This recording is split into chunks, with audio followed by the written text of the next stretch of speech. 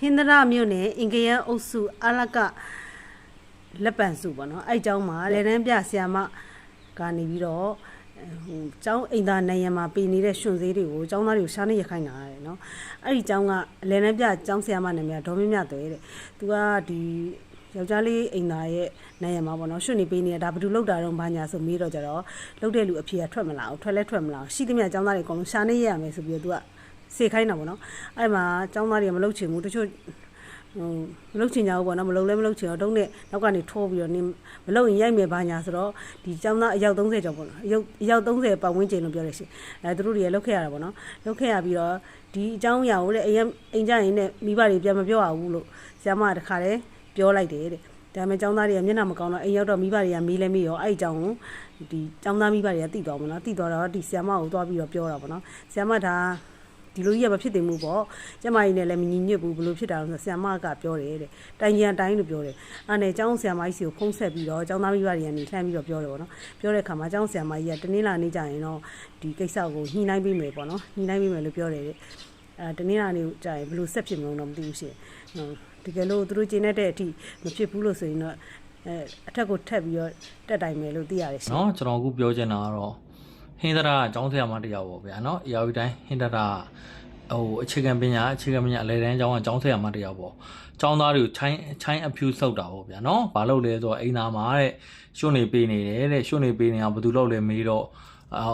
တဲ့အခါမပေါ်ဘူးပေါ့ဗျာမပေါ်တဲ့သူကကျောင်းသားအယောက်60ရှိရတဲ့အယောက်30ကိုခေါ်ပြီးရှာနေရက်ခိုင်းနေတဲ့နော်ဒီရွှွနေကိုအိမ်သားရဲ့ရွှွနေကိုရှာနေရက်ခိုင်းနေနော်ဘလောက်မိုက်ရိုင်းလဲဘလောက်အောက်တန်းကြလဲဗျာနော်ကျွန်တော်တခုပြောလိုက်မယ်နော်ကျောင်းဆရာမတွေကျောင်းဆရာတွေနော်ကျွန်တော်လည်းကျောင်းဆရာမတွေကျောင်းဆရာတွေနဲ့စတင်လာတာပဲဒါပေမဲ့ကျွန်တော်ပြောချင်တဲ့တဘောကကျောင်းဆရာမကျောင်းဆရာဖြစ်သွားပြီဆိုတာနဲ့နော်အကျွေးမဲ့အာဏာရသွားတာမဟုတ်ဘူးနော်ကျောင်းသားတွေကိုကြုံလို့ခိုင်းလို့မရဘူးနော်ကျွန်တော်ပြောချင်တဲ့တဘောကသူကသူတတ်မှတ်ထားတဲ့စီကန်းတွေဘောင်တွေရှိတယ်ဗျာနော်စီကန်းတွေဘောင်တွေကိုလိုက်နာမှာနော်ကိုသားသမီးတောင်ပါဗျာကိုသားသမီးအရင်တော့မှာကိုဒါမျိုးခိုင်းရင်မရဘူးဗျာနော်ကိုသားသမီးအရင်ဟောမှာကိုအိမ်သားထဲမှာရှုံးပေးလို့ရှာနေရက်ခိုင်းလို့မရဘူးဗျာသူများသားသမီးတွေနော်ကျွန်တော်ပြောချင်တဲ့သဘောကဘောင်မကြော်နဲ့ဗျာနော်ကျွန်တော်တို့ငငယ်တော့ဆိုရင်လည်းကောင်းတဲ့ဆရာမကြီးရှိတယ်ကောင်းတဲ့ဆရာမကြီးအနိုင်ချင်းတဲ့ဆရာမကြီးရှိတယ်ဗျာဒါနော်ဒါတဲ့ပြောတာနော်တဲ့ပေါ်တင်ပြောတာနော်နိုင်ချင်းတဲ့ဆရာမကြီးရှိတယ်စာမရလို့ဗျာဖင်လန်ပြီးတော့ရိုက်တယ်လို့ပြုတ်တယ်လို့ဆိုတာဒါအချိုင်း abuse ဗျာနော်ဘောင်ဝင်ဦးနော်ကျွန်တော်ပြောချင်တယ်တော့ရိုက်လို့မရဘူးနော်ရိုက်လို့ရတယ်အတိုင်းအတာတစ်ခုထိပဲရိုက်လို့ရတယ်ဖင်လန်ပြီးရိုက်ခွင့်မရှိဘူးနော်ချိုင်း abuse နော်ဒီလိုပဲဗျာနော်အိမ်သားလေးကရှုံးပေးတဲ့အောင်ဒီចောင်းသားတွေကဘာဖြစ်လို့ရှာနေရမှာလဲဗျာနော်ကျွန်တော်ပြောချင်တယ်တော့အဲ့ဆရာမကိုကျွန်တော်ပြောချင်တယ်ဗျာအဲ့ဒါဆိုရင်ခမ အိမ်မှာသားသမီးရှိရင်ခမ အိမ်မှာသားသမီးတွေကိုရောခမရှာနေကြခိုင်းပါလားစဉ်းစားနော်ကျွန်တော်ပြောတာအတိုင်းအတာရှိတယ်ဆရာမဖြစ်သွားပြီဆိုတော့နေရာတကအကျွေးမဲ့အာဏာရပြီးတော့ကိုစာသင်အုပ်ချုပ်ရတဲ့ကျောင်းသားကျောင်းသူတွေအနိုင်ကျင့်လို့မရဘူးเนาะဒါလေးသိထားဖို့လိုတယ်ဗျာเนาะ